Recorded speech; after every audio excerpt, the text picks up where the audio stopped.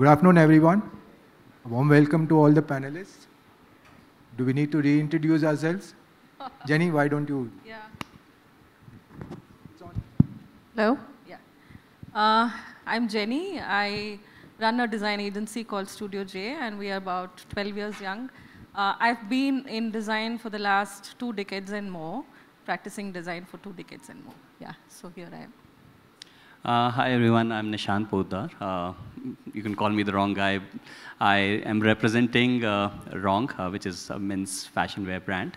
Been pretty much part of the business, started the brand itself. I am the chief marketing officer and head of retail experience. Largely manage everything where brand and consumer interacts. So that's where it is. I come with a 25 years of experience in marketing. Yeah. Hi, I'm Prerna. I'm heading retail design and store VM for Mohanlal Sons. So there we are a 140-year-old company with around 40 outlets across India. Also, besides this, I wear 2 hats. I have a design studio wherein we design for other retail brands as well. Hi, my name is Pavan Nagarwal. I've been in retail for almost 22 years now. I'm representing Ace Tittle here, and we are a house of brands. Currently, we are operating, various stores for the following brand, which is Lee, Wrangler, Dockers, and Toys R Us in India.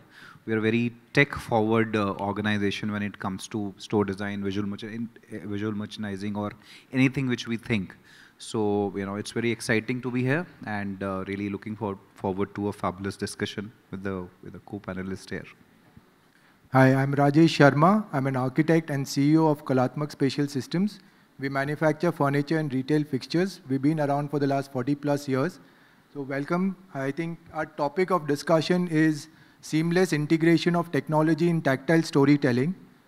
I think we'll start with the brands as to how you use technology in your stores and how is it been beneficial to you? So very, good and very important question. So, the first thing which we keep in mind while designing the stores or catering to the customers is the customer himself or herself. What is the way and means the customer is looking forward to shop a particular range or a set of products in the most convenient and most aspirational fashion. This being our, the starting point whenever we start, let's say, designing or designing the stores or getting into the retail fit-outs or visual merchandising. I'll just talk about something very, basic. All of us today are used to something called as a QR code. You see it everywhere. It's there at the metro. It's there at the vegetable vendor. So everyone is very, very familiar with that. So how do we integrate that QR code at the customer touch point, right from the facade to the particular shelf, and therefore, first of all, making the customer comfortable and easy and, perceiving our brands or our stores as someone who's tech enabled, first of all. Now that's the basic. Now what goes behind that QR code is a, different ball game altogether. It's a huge world. How are we, representing our products on our PDB pages? And one of the challenges today, all of us as customers feel that we have a tendency to think that online we as a customer we might get a certain discount as compared to the physical store. Now that's a problem statement we had. So we wanted to come across as a brand which is true across channels. So we say, and we take pride in saying that we offer the same price at our store as well as on the online for a particular product.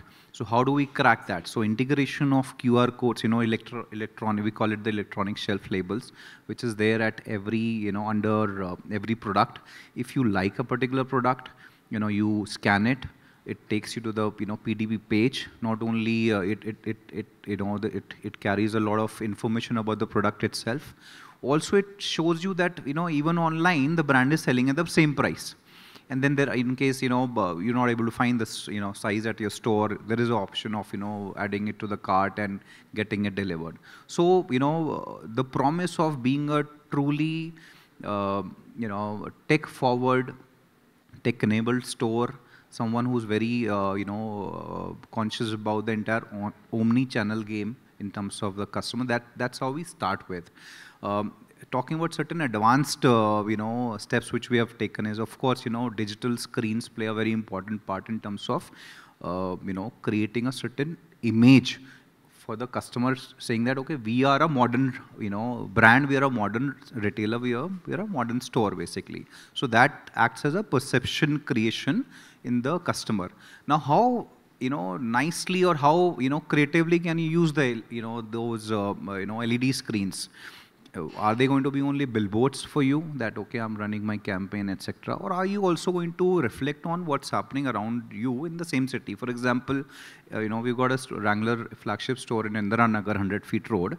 And whenever there is an occasion for Bangalore to celebrate, for example, last year, during IPL, RCB had qualified for the playoffs. After a long time, a lot of struggle, they beat CSK and all. So there's a lot of, pomp and cheer in the city around that time. So we congratulated RCB through our LED screen. So now that's how you connect into the customers emotionally and relevantly also. So it's also the creative content which gets played on. For example, again, of course, we're launching any new collection, and very periodically we are updating and upgrading the content there itself. This is an example. How do you, how do you celebrate New Year or Christmas? So, those uniquely designed content which goes up onto the screen. I mean, that's very important. How the screens have to be used in a very engaging and conversational methods also sometimes, Another important thing which we have done is again, we have taken the QR codes on our screens as well. Every visual, in store, every window definitely carries a QR code. Even if the passerby can also, okay, just take a picture and I'm going to explore this brand or this collection once I'm back home. So that these are some of the, basic principles what we have integrated in our stores in our daily way of working. Interesting. Nishant? Yeah, for us, I mean, what I believe is, there are multiple functions or varied storytelling which is happening from different departments, within an organization for a brand. Unanimity in terms of all, stakeholders coming and telling the same story is imperative, and it's important that, there is a commonality. So it starts, like I said, I mean, I'm holding all the, pieces of the puzzle with respect to where brand interacts with consumer together. So it all starts with what the story is all about, what kind of communication, whether it is with a product, whether it is with respect to brand, how it is getting communicated. And it is followed up in each and every pieces, whether it is on the social media, whether it is on your website, store discoverability. I mean, it's the most important thing. You work on GMB, ensure that your Google My Business account is active and it's giving you the right review so that the store discoverability is there. Once the consumer is there at the store, he is there to get the kind of experience that he wants. It's not the forced selling route. The consumers are not open for it anymore. You need to give them the kind of experience because they've spent enough amount of time driving all the way from their home, coming to your store. So we need to ensure that we can't take them for granted. Ensuring that the experience is done in the right form and factor, right from the entrance itself. So once they have discovered the store, they are seamlessly entering the store. In terms of how the store looks, how the store feels, and it needless to say the 5 thumb rule implications, whether it is the olfactory, whether it is the vision, whether it is the sensorials, all of it needs to be controlled, and these are easier said than done. But the moment you start opening so many stores, it needs to be centrally monitored, or it needs to be monitored really well so that the consumer have that seamless experience. So that's once the consumer is in, once he's sense this kind of experience, he gets into the product selection. So again, like I said, it needs to be occasion-led. It needs to be what the consumer wants to buy, whether it is for a party, whether it is for an office, or whether it is an after office. You need to cater to what the consumer is looking forward to. Then comes in terms of if there is something which is not available, then comes the endless aisle where the consumer gets ample opportunity where he or she can choose to pick it up from. If something is not available, we ensure that there is direct delivery at their home. Then there is an omni-channel which is happening at the same time, so that we ensure that everything is captured. Like Pawan mentioned, digital screen plays a very, very important role, not just on the facade, but inside the store as well, communicating what the offers are, what are the new things happening, whether it is a marketing activation which is happening, gamification which is happening, and all of it is tied together with a beautiful VM in terms of the, it pleases your eye and it gives you the right kind of prediction in terms of what am I getting.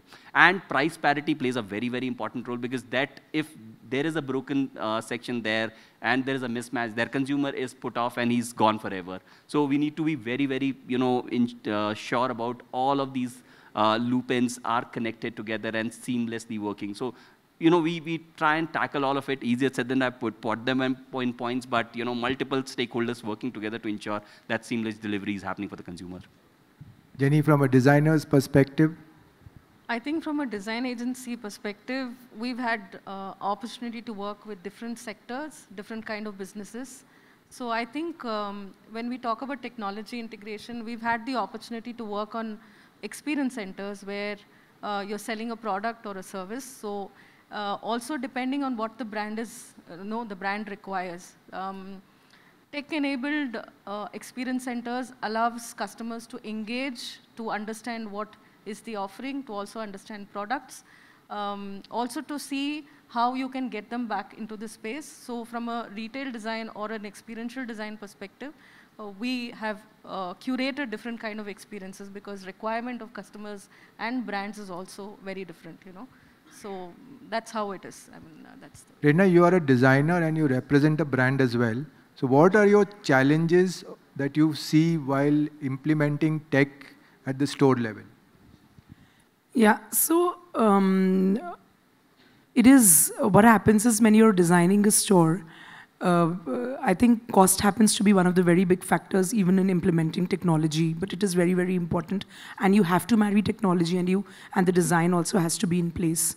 So I think that is one of the biggest challenge. And but we feel that storytelling, technology, and sustainability, all three are extremely important in terms of creating an identity for a brand. So we are selling celebration wear at Mohanlal Sons, and that is the kind of storytelling and identity we try and have at the store level also. Because even when you enter a store inside a mall or a high street, so you see it resonates. The arches that we are using, the Indo-Mughal concept that we are using, it is very well in sync with what we are selling, or the experience that we want to offer to a customer. And technology comes in how? Like for social media. Now when we are promoting the reels that we are putting over there, the promotions that we are doing. So that also this year was like a campaign by the name of Virasat. And Virasat had this larger than life legacy heritage is everything we intertwined within the video and the reels. Like we've played a lot here in this forum also. But you see the integration that is happening, it is very, very seamless. When you're tangible, the tactile factor. When you're entering the store, you see the same thing within the interiors of the store, how the staff liveries, how they are dressed up, how the salespeople are bringing the cup of tea, the trays, the complete experience. And similarly, when you're seeing it on a social media platform or a website, so something very similar, the Virasat campaign or the legacy campaign. So that is what we are trying to bring in there also. And what we try and do is to enhance the tactile factor when somebody comes and buys online. That is how we use our technology. But it does become challenging, what your question was. So when a customer comes and buys online, we try and give them some kind of a value add via a coupon. It comes on their mobile phones so that they come and experience it at our store physically. It gives us the repeat customer. Secondly, it is very, very different when you have a physical, a tangible factor to it. So that is how we integrate technology with the complete experience that we are trying to offer. But it is challenging. I mean, like there are we saw IKEA and other brands, Marks and Spencer, in other forums talk about a seamless entry into the stores now, and even there is no POS system, so the billing is also very seamless. But again, there is for everything there's cost to it. And if you want that, that you have an app and it's downloaded, and you're walking inside a store, and somebody, the technology would just scan it, and then you can simply walk inside. And then whatever you're buying, the product, the pricing is already there on the shelf, and it immediately gets deducted through your wallet. So even as much as you want to embrace technology and you want to spread it all across, but there's a cost that is involved, and ultimately it is going to get transferred to the end user or the customer. So if it's viable, then it's a chicken and egg, Unless and until it becomes rampant, the costs won't come down. And for as a retailer also to sort of embrace it, it has to be viable. So it shouldn't become so expensive that a customer is not able to afford it. Thank you. I just want to add two things really inspired by what you're saying. So, while we are largely discussing technology, I think, see, store design or visual merchandising is all about the creative craft, okay? How does art continues to, influence the store design, and how can technology, leverage on the creative aspect of every brand or a store to entice the customer? I'm also going to talk at the same point. I want to bring about, the fact that all of us as customers are glued to on our mobile phones majority of time. So how can, my mobile phone can make me interact with with a particular store, for example, where there is the fabulous interiors, and we see so many, selfie zones created, as a brand, we may be creating, let's say, this corner as a selfie zone, but if the customer decides to take this corner as a selfie zone, so then that becomes a selfie zone. The important thing is that we need to create, visually captivating spaces, which does, make the customer take few memories from the store. It could be as simple as that. One of the trends we are seeing right now, customers, when they are at the store, they're taking pictures or they're doing a video call, showing it, to someone in the family or friend that, okay, I'm going to pick it up. Is it suitable or not? Or, there is a terminology, which is used to, is extension of selfie. It's called the shelfie. CHELFIE. Basically, when you are inside the fitting room, so you're changing, very sure about it. So you're taking a picture, or, it's one of the, very common Instagram feed as well, that, how am I looking in the fitting room? Is it really suiting me? I've seen some of my friends also, posting this or that. So it's an engaging point. So how, as a brand, as a culture, as a store, you are going to prompt that okay, just feel at home. First of all, you need to design a very good looking fitting room to enable a customer to take pictures, which is why the trend of multi-sided mirrors cladding on the in the fitting room is also there right now. So how attractive can you make the fitting room today? You are actually going to realize that a lot of content is for your brand, for your product, for your store, is being generated by the customer inside the fitting room itself, and that is going to take your brand to a different length altogether. So how do we use the creative craft to make pleasant spaces? Also, how do you ensure the customer is engaging with you at your store through his or her mobile phone? So some of these basic customer behavior which are currently prevalent, that's also a very important part in terms of how we're going to think especially how we think our, stores are designed. One of the stores, again, we have, a very gamified version of a static graphics. So for example, there is a certain print, but the moment you open your Instagram filter, that entire, static image, comes to life, and it becomes very digital, very, like a movie, like a mini movie clip. So, and that's where, you entice the technology, stuck customers, and find that, okay, this is my brand. That's how some of these things are going to cement a relationship with your customers. What kind of, because of late phygital and sustainability and all of these are the terms that have been doing the rounds. So what kind of sustainable practices are you practicing from a brand perspective? And from the design perspective, how do you integrate that into the store design, if we can get to know on that? I think from a sustainable perspective for retail design or any kind of a design project that we take up, we look at materials, we look at lighting as a core source where we would be saving on energy. Energy saving is something that we look at, materials. Then also from a perspective of having engagement, when you're looking at inventory within a store, how do you ensure that you're able to allow the customer to engage and see far more beyond what's been displayed inside the store. So these are some of the areas that we focus on bringing that engagement. Also from a air conditioning HVAC perspective, we are looking at designs, and I think the products that are currently right now are already tech enabled. You have some kind of a saving and services that's already taken care. So these are some, and even in terms of facade lighting is something that where we could look at sustainable approaches of design. I think also to be relevant is the capex that comes, cost as a very big factor. Some areas, I think it's taken that you should do it all the time, consider those parameters for design. On some, depending on what the brand is actually looking at, if it's a LEED certificate or if it's something green store design, then the approach is quite different. But what we largely see is, on a scalable model, it's quite difficult or it's challenging for us to look at sustainable stores. But for sure, we've had multiple discussions with brands and we've worked on some of the flagship stores where they would really chase, and the core approach would be having green store design and LEED certified store designs. That's how we've seen it. That's from the store perspective. I would like to add to that, so sustainability as a word is something that can sustain for longer. So what the challenges that we are facing nowadays is that in the retail industry, we are talking about there's a mandate that you have to be sustainable. There's every corporate, every business, there is a certain section, it needs to be sustainable.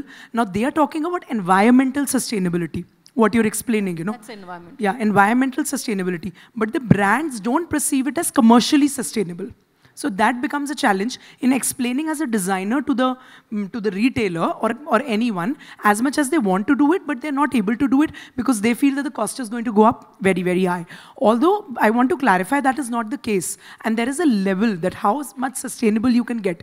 You needn't go out and out. And it's going to be a process. It's not that something you start today and it's going to be like, with the clip of a snap of a finger and you become 100% sustainable. You can reduce your carbon footprint. You can come up with ideas. So even 20-25%, if you're able to bring in elements within a store which you feel are environmentally sustainable, that is also a win-win. And it is economically and financially sustainable for the brand. Because, see, it is long-term. Ultimately, we are already in the middle of global warming. We are already in the middle of climate change. There's no weather pattern anywhere. We were in the Netherlands a couple of years back, and the temperature was like some 35 degrees. And those Western countries are not used to that.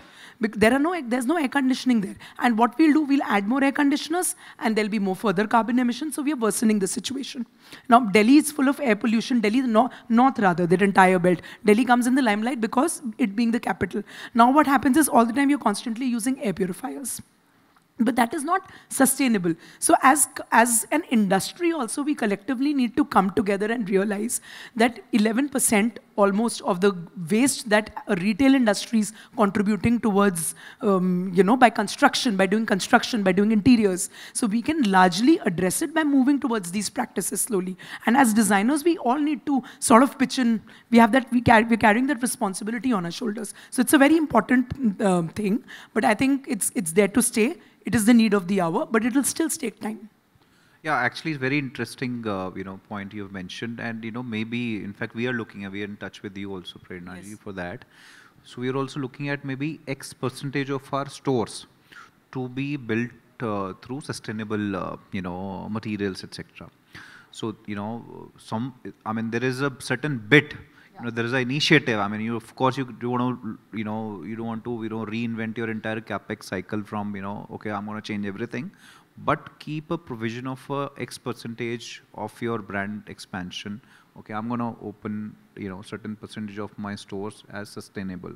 So that's my contribution towards the environment, at least, yeah. I also want to touch upon, so sustainability, while it is, largely environmentally, I'm also want to talk about sustainability and benefits of some of the existing practices across a lot of brands I see right now. For example, the digital screens we have, okay. So what the digital screens and the science behind it is also, there are variety of digital screens which come in terms of, which consume lesser power, which emit lesser, heat. Okay, so there is also a way, and also the biggest advantage of these screens is dual basically. In two ways it helps. One is, for example, if I'm sitting in the business meeting today and I get there's an opportunity for me to change my brand offering or offers or discounts, whatever, tomorrow. Okay, there is a certain spike, I want to change it. If I have to go through the traditional printing media, etc., it's going to take me a lot of time, first of all, designing, then printing, then maybe couriering it somewhere. And by the time all the stores are up, my immediate opportunity of tomorrow is gone. So therefore, these screens help you basically, roll out faster. At a click of a button, you can change the entire communication in the store, and thereby it's bringing a lot of agility and speed within the way we work today, we operate, and I see it across. Yeah.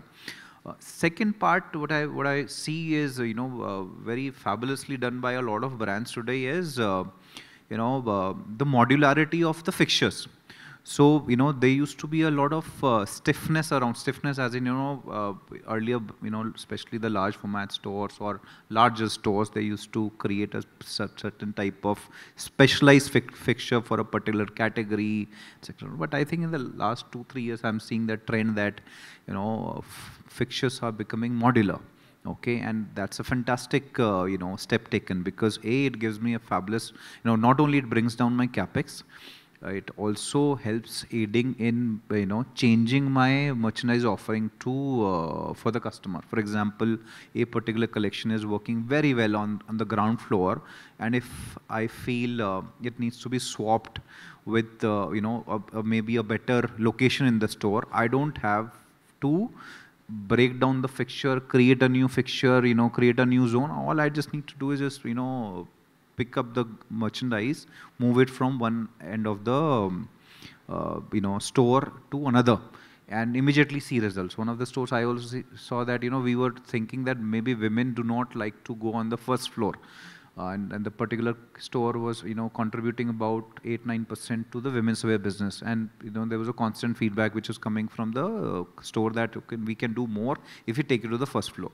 So all we had, because the entire store was very modular, we had to just take it to the first floor, and that 8-9%, we saw the magic happening. Today, it's almost 19-20% of women's wear, contribution. So, a smart, modular, sustainable, I would, use the word sustainable, because, I don't have to break that fixture to create some. So therefore, I'm being sustainable in a certain way, and at the same time contributing to the customer's demand and contributing to the enhancement in business. So there are ways, with existing we can do a lot actually.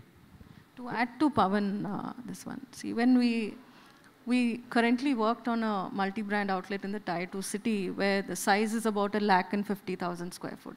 Now, what do you see challenges is the capex that comes in, right? So, addressing the category growth. Now, today, we are seeing that women's is doing largely better in this kind of a location. And then down the line, they want to keep it modularity is one. Second, also to allow the business scale, the category scale to happen so that it can get swapped, it can get extended. And I think sustainability at that perspective is about how the business is, the cost, the capex is taken care. So what we've done is, we usually, in scenarios like this, we keep our fixture design very neutral throughout, so which allows them to expand categories, move, swap up and down, And 150,000 is quite a large space. I mean, you have about 6 floors, each floor going at about 13 to 15,000 square foot, 16,000. So these are some challenges. I think when we talk about business sustainability, these are areas that as a designer or as a design agency, we keep that as a very core important thing. It's very imperative we look at these sustainability from an environment perspective, and plus looking at business sustainability as well. Yeah. Nishant, from a product perspective, what kind of sustainable practices can be done, and what kind of practices does your brand do? Are you like doing lesser packaging, any new creative method of selling?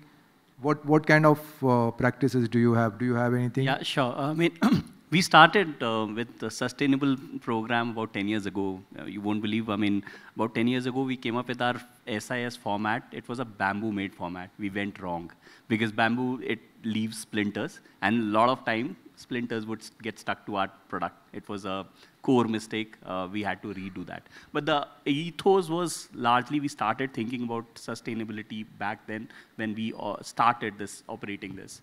I mean, there are some basic nuances. I mean, obviously, with each passing day, there's more add-on, like Pawan mentioned, with respect to digital screen, like Jenny mentioned with respect to modularity and neutral palette. I mean, it's become the need of the hour that most retail stores across the country or most brands have now transitioned to neutral palette so that the movement of any category expansion happens seamlessly. There is absolutely nothing which is stopping you, because if tomorrow Topware is working well, you go ahead and expand, and whatever the need of the hour is. So that's another one. Another ask has been saying that, how do you save upon in terms of the kind of lighting that you're doing, whether you're doing an open facade, whether you're doing we were picking up a couple of properties which were multi-floor. Now we have moved on with a philosophy saying that we do a single plate flooring and try and adopt as much as possible there.